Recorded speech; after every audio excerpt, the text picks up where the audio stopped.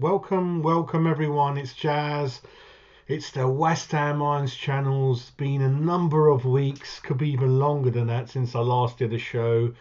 So again, thank you for everyone tuning in, and thanks for all the subs keeping up with me whilst I've been away. As you can just see, yeah, my dad passed away a couple of weeks ago. So yeah, not a very good time for me and the family, and that's one of the reasons I've not really done a show in a number of weeks, I'm afraid. But just want to spend a couple of minutes, if you don't mind, before I get into obviously the West Ham Talking Point show about my father. I'm a West Ham fan because of him, like a lot of you guys out there. My dad came to the UK from India in 1966, saw the World Cup final, saw Bobby Moore lift the cup, wanted to know who this guy plays for, found out it was West Ham, followed West Ham ever since then. Went to most of the games in the early 70s. My first game with him was this one with my younger brother. It was the first home game of the season after John Lyle got sacked. Evening game under the floodlights. I think we won 2-0, 2 goals by Stu Slater. So you never forget your first game with your dad, and same as me, I'll never forget the moment West Stand up getting to my seats, and when the whole floodlights, you can only see the pitch, and it's even more amazing when you see a floodlight game, as you know. And it was like a dream, a little boy in his dream, really. So yeah, I hope you're going to be blowing bubbles up there, Dad, and many stories about him and West Ham. A couple I won't bore you for too long. My mum goes, "Yeah, we were doing your first birthday party. Everyone was around the house, apart from your dad, because he went to watch the game, and everyone's like, where's the father?" So that's the kind of father he was. Always listening on the radio to West Ham games. He used to be a driving instructor, but when we beat Coventry in the 1981 League Cup semi-final to reach Wembley and play Liverpool, my dad got caught drink driving, celebrating. He shouldn't have done that. The police followed him home, and yeah, he was banned for a year. That's one of the stories top of my head. Maybe maybe I shouldn't have shared that with you. Maybe I should have, but that's a character my dad was. And another thing funny he used to do was this is way before the internet, as you know, in the mid 80s. So dad would listen to LBC or Talks, well, not Talksport, but BBC Radio 5, LBC on his headphones. So I wouldn't know what the score is unless they came up half time on the BBC One ITV. And he would pretend that we're losing. He'd put his hand like, "Oh no," and I'll be like, "Oh my God, what's going on?" A number of times he lied till the full time whistle came and we'd won. He's that kind of character. So I hope you're doing well up there, Dad. And this is kind of a tribute to all you fans out there who've lost your father, and you became West Ham fans because of your father, and you remember the games you went with him. You never forget that. So it's all for you guys out there, really. So a little bit of a tribute for my old man, really. Anyway, back to the West Ham Irons channel. Like I was saying, apologies for not doing a show for many weeks, but I'm kind of back now, I hope. Need a haircut, need a shave. It's just been that kind of number of weeks, I'm afraid. But it looks like where I left it all, nothing has changed, has it? We're still shit. The ownership is shit. The fans are still suffering. Um, West Ham Talking Point, Lopetegui v Sullivan. What is the future? Where do I start with this? Before I get into it, it might be me repeating myself a little bit, really. I don't think we're going to get the right manager installed by the owners until Sullivan is gone. I think Sullivan, some of the noises I'm hearing in the background, I think Sullivan is looking to sell the club, and perhaps I think the deal could be done within 2 years and he'll be gone, I think. Gold is obviously, rest in peace, passed away. I don't think the family has got much appetite to kind of subscribe to more shares. They're probably going the opposite way, trying to sell them. I don't think Sullivan's young children, young two boys, have got any appetite to run the club. Brady has sucked enough cash out the club and friendship with Sullivan and Gold over the years. Don't think she wants to do anything. So I don't really see kind of Kretensky doing anything. He's busy buying up Royal Mail. And I think what you're hearing, the rumours in the City of London, is that they are trying to find buyers. He bought the club in 2010 for around 110 million, 100 million. He wants 5, 6, 7, 8, 9 times that, and whatever he does, he'll get 400-500% minimum return on his outlay. A lot of the loans that he injected, I think a lot of them have been repaid back.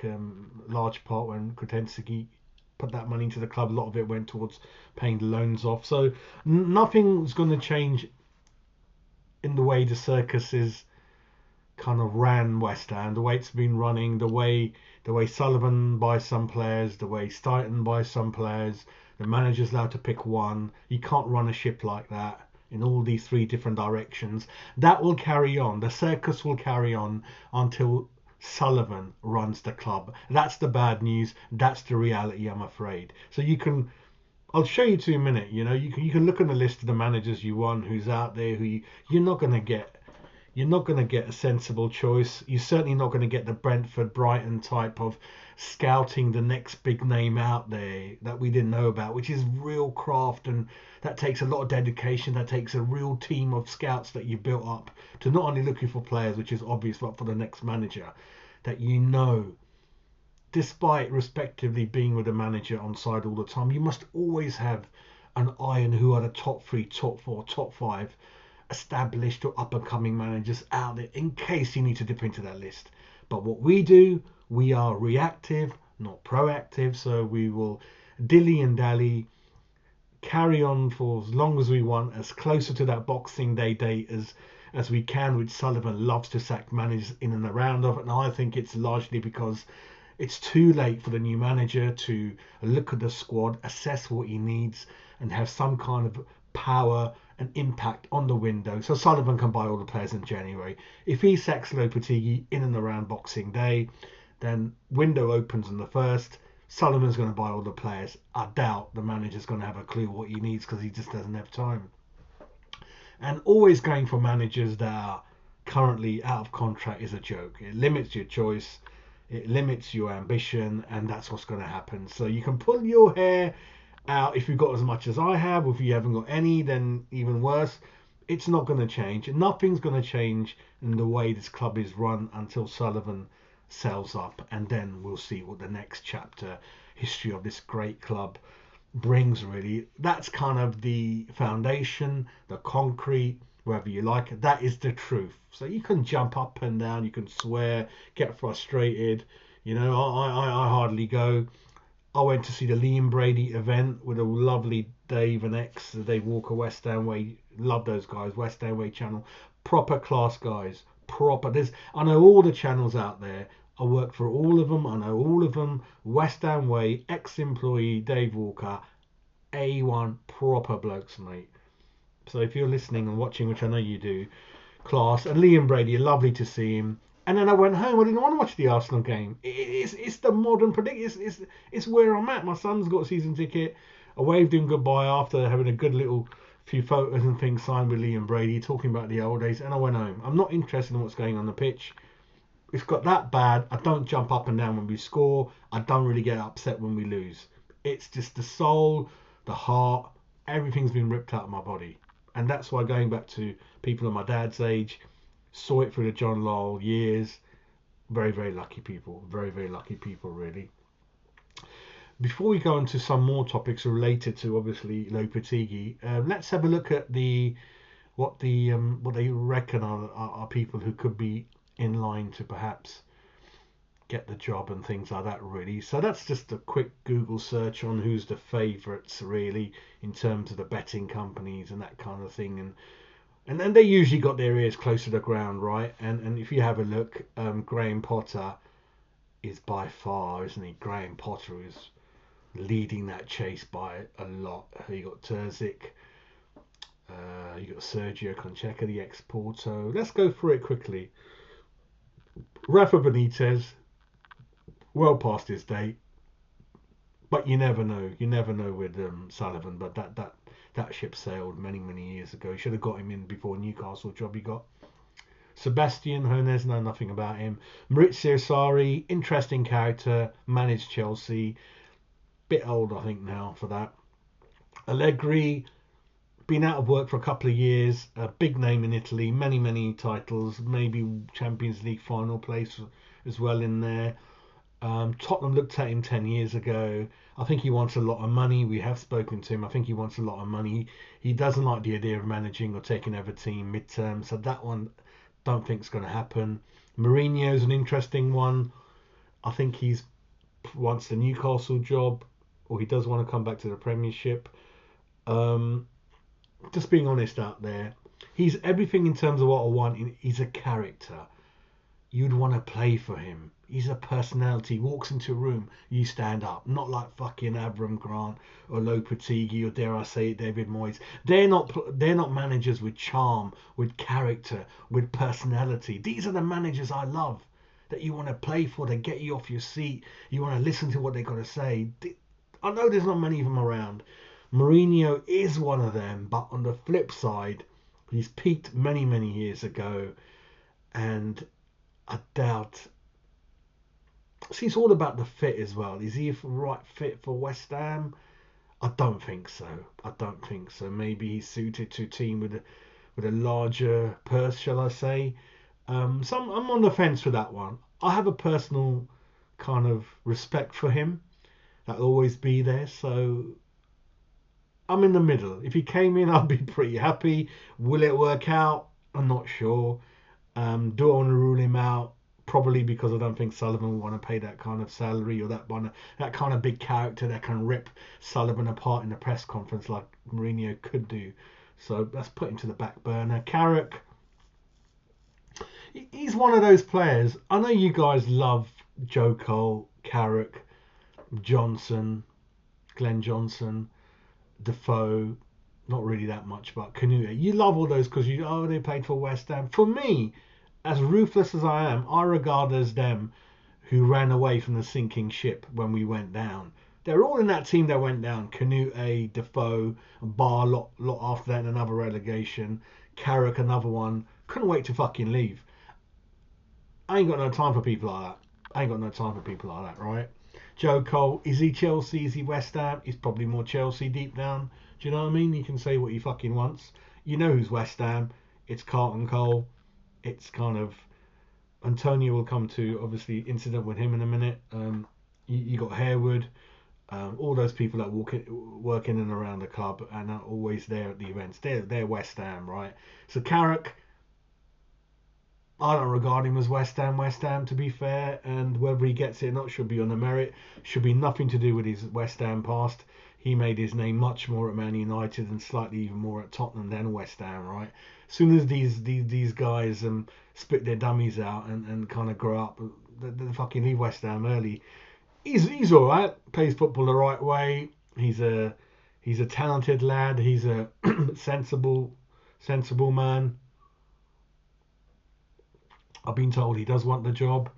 So again, I'm not sure. Not ruling it out. I'm not sure. Not really excited. Not that upset. But certainly not blowing the West Ham trumpet on Carrick. No chance. I hate that when fans do that. Like, oh, let's have Scott Parker. Let's have last night O'Neill, whatever. Because I don't care about the West Ham links. If they're there, it's nice. If Bilic is nice, but don't forget Bilic left us for Everton anyway back in the day, right? So I don't really. If it's there, it's nice. If it's there, I don't give a shit. He should be the best man that gets the job, irrespective of links to West Ham or not. Casper Hullman, I don't even fucking know who he is, but anyway, Sergio Concheca, he's an interesting character. He's ex-Porto. I've been told by my contacts on the ground. Sullivan won't like him because he says it the way it is. He's pretty ruthless. Not stupidly like Lopetegui that fights with half the team. Not like that. But he's quite a strong character, and I don't think Sullivan likes those type of people. But I would be up for him. I'll have a closer look at what kind of tactics he does in the next couple of shows. But I like that kind of character, strong character, and I've got a lot of time for Portuguese managers. Terzic, not really for me. I mean, backroom team with number 2, whatever, number 3 with Bilic doesn't really appeal to me. Terzic, he's out of a job for a while, isn't he? Same as Lopetegui was. Graham Potter, no fucking way. Not interested in Graham Potter. Again, no personality. you can't really relate any certain strong playing style to his character. His character's just dour. It's just boring. It's a bit like Southgate. I don't think I wake up under him. And then even Brighton, they bought all the players for him, and he fucked up at Chelsea. So out of all those, I like Sergio Concheca. I think he's interesting. Mourinho is because of my personal feeling. Not saying so. I'm all right with him. Carrick could be. So none of those really none of those really get you that excited, do they? But the 2, 3 I've mentioned, I'm pretty all right with, I think. But that's that anyway. Let's put that to one side. Let's have a look at this. Going back to Sullivan again, right? So my first game, Lou Macari, up to 1990. We've got a handful of managers there, right? Lou Macari got a lot of time for him. I don't care what anyone says. I got a lot of time for Lou Macari, right? He came in at a really tough. It's a bit like replacing Alex Ferguson. You try to make the players fitter, best defensively, because they were from 87, 88, 89. They were dog shit with West Ham, right? And he just tried to get younger players in, stronger, fitter. Alvin Martin loved him. Everyone loved him apart from Mark Walder McAvenny, I think, right? And he bought some amazing players. He was only I think he was there 4 or 5 months, Lou Macari, and he made Julian Dix captain. He brought Kevin Keane, Stuart Slater into the team. Dix captain, I told you that. He bought Martin Allen for Paul Ince. They had to deal with the whole Paul Ince debate. He got him in. Mark Ward started jumping up and down. I want to leave. What the fuck can he do with these players, right? He bought Trevor Morley and Bishop in. He bought Jimmy Quinn. Bought Ludic Michelosco in. I think Colin Foster's the only signing that was a bit like that. But all of these names, amazing signings that served West Ham for many years. And he says on a interview that Nigel Khan, my good mate, West Ham, he done with him. He's like, it was a court case to do with Swindon. Someone tried to stitch him up, and he shouldn't have resigned. The board were with him, and he just had to leave, really. But that's me waffling on as usual. Billy Bonds, Harry Redknapp, Glenn Roeder. So Glenn Roeder was poor choice. Rest in peace, my man. Glenn Roeder was never good enough or strong enough, or to manage a team like West Ham. Might been in champion. It was just too much for him. Brooking was absolute amazing, but he just didn't want the hassle. But God, that man could motivate. Players would run through brick wall for him, and no one would dare say anything against him. Alan Pardew was one of my favourites. I know he did a lot of things off the pitch that are not that good, but I liked him. I liked Alan Pardew. Got a bit unlucky with those Tevez, Mascherano signings, and the team struggled a bit. Those are the good days. 4 strikers we had back then, amazing days. Dean Ashton, Bobby Zamora, Harewood, to name a few. Look at those great days of strikers and strikers. Kevin Keane's stop. Kerbishley was a good lad. Not much of a personality. I met him again at that similar event 3-4 weeks ago. Had a good chat with him. Curbs was alright. He actually won a £1 million money from West Ham, didn't he? Because they sold McCartney as well as Anton Ferdinand behind his back, I think. So they broke the terms of the contract. Zola was a lovely man. Very nice man. Maybe too nice for his own good. A bit like Slaven Bilic. Avram Grant. So Avram Grant, Glenn Roeder, along with Lopetegui in the history of West Ham, will go down as the 3 worst coaches West Ham ever had. Glenn Roeder, rest in peace. Avram Grant, and now I think Lopetegui joins that name list. Pellegrini not far behind. So as well as not being able to sign a striker of note, not being able to keep our owner ground of any note, not being able to design a good West Ham badge of any note, not being able to have the fans on side for many years since ownership of note. The manager selection's been piss poor. They've accidentally came into David Moyes. I am one of those again. I thought Sam Allardyce was decent when he came up with Nolan and brought us up and put us on a strong foundation. So I've got a lot of respect for Sam Allardyce. He never lost a dressing room, no matter what you say. And Moyes is similar. I hated Moyes, but I don't think he lost a dressing room. He's quite a strong character. Believed in it. You know, at least you kind of knew what they're trying to do, right? You knew about that. Lopetegui, I don't know what he's trying to do, right? So that's kind of that. If Lopetegui gets a sack before the end of the year, which is looking likely, then yeah, he'll have a similar time as kind of Macari and people like that really. So that's kind of that really. So we started off by mentioning Sullivan. That long as he's here, I'm sorry, you're just not going to get the club you want really, and that's all to do with only wanting managers that are out of contract, meddling in the transfer window. You look at the squad, you look at expenditure. Lopetegui's bought a few players, Starton's bought a few, Sullivan's bought the odd one. You can't run a club, and that'll be continue to be run like that, right? And a lot of good managers by now would don't. I think a lot of them have turned West Ham down already because of this model. It's not good. A lot of money's been wasted in the summer. You know all those names. I don't have to mention them. Some of them, like Guilherme, is not hardly played really. Lopetegui, absolute joke. Man management terrible. Arguing with all the players. Somerville scores, nearly scores, has a great game, doesn't play the next game. Fulkrug comes on as a sub, scores, doesn't get 1 minute the next game. Falls out with Kudos, right? Falls out with Tadivo. Falling out with one or two. It's absolute shambles. Game to game, doesn't even know what he's doing, what he's picking. The press conferences are so embarrassing. It's fucking shocking. It's kind of copy and paste. I mean, God bless him, he doesn't even know what he's saying. It's the same thing. When he wins, I think he's more miserable when we win than we lose. It's the same facial expressions. He's even got like a little twitch like that, which has got worse and worse like that. It's getting really bad. I fear for his health. I really fear for Lopetegui's health. He looks fucked. He looks jam fucked, mate. He looks bad. He's got that twitch, which is getting worse.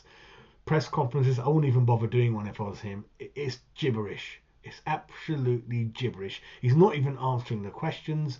He got ripped apart last time. I felt so sorry for him. They're like, you got one game left, didn't you, mate? What do you think about that? It was bad.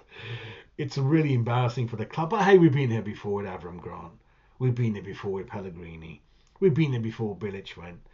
It's a slow death of the fans, of the club, of the manager. Delayed, tactics and things like that. We don't even get cup runs anymore. The one thing as fans we always were guaranteed the West Ham was a great cup run. We won the Europa, but I mean domestic, the FA Cup, the League Cup. Been a long time. I mean, I know the draw isn't that kind to us. Got Villa away, fuck you now. But do you know what I mean? Yeah. I mean, those are the main things that looks like game to game. I didn't really miss out on much. Is virtually the same, And I'm looking at it in a balanced way in terms of all over the league. There's 3-4 goals in every game. So I know our defending is up and down, but the whole league is playing like that. High line, especially the goalkeepers. How many times are goalkeepers at fault for the goals by trying to come out with the ball and losing it? It's happening with every team. There's 3-4 goals in every single game. It's a joke, really. I think what we've got to do a bare minimum is get rid of Lopetegui, get a new manager in, buy a couple of strikers. That gets him back to Antonio. I hope he's Antonio's story not showing off. I knew about Antonio's story before any of them. I got this message connected to the air ambulance guy saying this is what's going on. I told some West Ham guys that they said we don't believe you till we see it. I said it's up to you. This was 2 hours before anyone knew about it. So looking at that wreckage, very lucky he came out. Looks like he's talking, he's communicating, he's had the operation about to. See you next year, mate. And don't worry about football. Look after yourself and the family. And just be careful driving out there, mate. It's not the first time it's happened to you. Just be careful. Wear your seatbelt. Although the seatbelt helped him this time. Just live life a little bit slower, my man. Yeah, be more careful. So yeah, all best. Channel wishes Antonio the best of luck, and we'll see what happens next year. But yeah, we've got to buy a couple of strikers in the window, and regroup and see what happens with Tim Steidten. I broke the news many months ago. Got pelters for it. Steiner is not going to be here beyond the summer. Sullivan will sell the club in a couple of years. Kudos. I mean, let's have a look at the players from yesterday. I just want to quickly, I just want to touch upon all the points that I haven't spoken about. So if I have a look at yesterday, let's have a look at the lineups. Fabianski. We need a goalkeeper. We need a goalkeeper. I told you that in the summer. I wasn't sure on one or two things in that area, and that's kind of, we're still one of the oldest teams in the league. We've got to fix that. Mavropoulos is doing all right. I do not want to sign Todibo permanently. He's not what they thought he was. One of the great European centre back talents. He's not. So quicker we send him back, the better. 30 to 40 million. No, thank you. Go back home. Guys all over the place. Kilman. Really, really good signing. Quite dependable, quite strong. Maybe a couple of years he'll be the future captain. So really happy with him. Emerson's all right. He's 30, 31. He's all right. Wan-Bissaka, couple of goals recently. He's all right. Quality player, 15 million. Can't say no. So Kilman and Wan-Bissaka, very good summer acquisitions. Alvarez, I don't want him playing for West Ham anymore. He's one of the few players who can get some money back. Get rid of him. I like Soler more and more.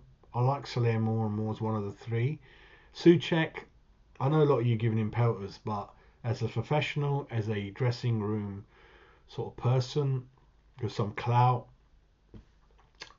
respect and service, and obviously the goal yesterday, just keep him in there, in and out. Just keep him in there. I can't say anything bad against him, and I've not had a go at him quite a lot. But until we're in a situation to have better signings come through that can edge him permanently out of the team, for now I don't mind him playing in most games. So nothing against Souček at the moment. Alvarez, no, not for me. Just booking after booking, just looks a shadow of the player. So I think there's better CDMs out there. A couple of things that are really apparent, as you know, are shit manager, really old team, old aging squad, and very slow central midfield. Very, very slow. That gets overrun. The back four, I know we have a go at the back four, but they got no protection at all. So Alvarez, we've got to get him out and get some fresh, young, quick, physical legs in there, I think. Soler, I'm fine with him. I like the way he keeps it ticking, looks for passes. Much more stable and reliable than we'll come to Paqueta in a minute. Somerville, you've got to play this boy every game. He's full of tricks, hard worker. He's a future fan favourite. Just don't curb the young lad's confidence that he came with. Play him. Kudos. I don't mind if we sell him for a lot of money next summer. We get 60 out of him, get rid of him. I'm not loyal to any player. I love the club. I've not seen anything from him. Bowen's Bowen. He's fine. Run through a brick wall for you. So for me, I think Alvarez can fuck off. Kudos can piss off. Paqueta can get lost. I've got no time for that twat. I think there's a Newcastle game, and I was thinking he's got to put money on it. He gave away 5-6 passes in a row as though you wanted Newcastle to come back into the game. And there's a few people telling me, in case I'm not sure myself, even yesterday as a sub, there's a number of passes that he just mislaid and lost possession. Really got no time for him. Full Krieg, I can't say nothing apart from it's not his fault. I think it's a very badly calculated signing at the age of 32. It just didn't make any sense apart from something personal that Stein wanted to do, I think, which is typical of Stein, the selfish bloke. Ings, trying to get rid of him, it's hard. Rodriguez, harsh yellow card, but free transfer, but don't really need him. Todibo, don't need him. So you can see already there's a good few players I haven't got any time for that we can sell for a bit of money, isn't it, really? I think that's it from me. I've spoken about everything I wanted to speak to. We spoke about the way the club is run under Sullivan, the manager situation, how I feel, the players and stuff like that, really. So listen, hopefully we're back to normal.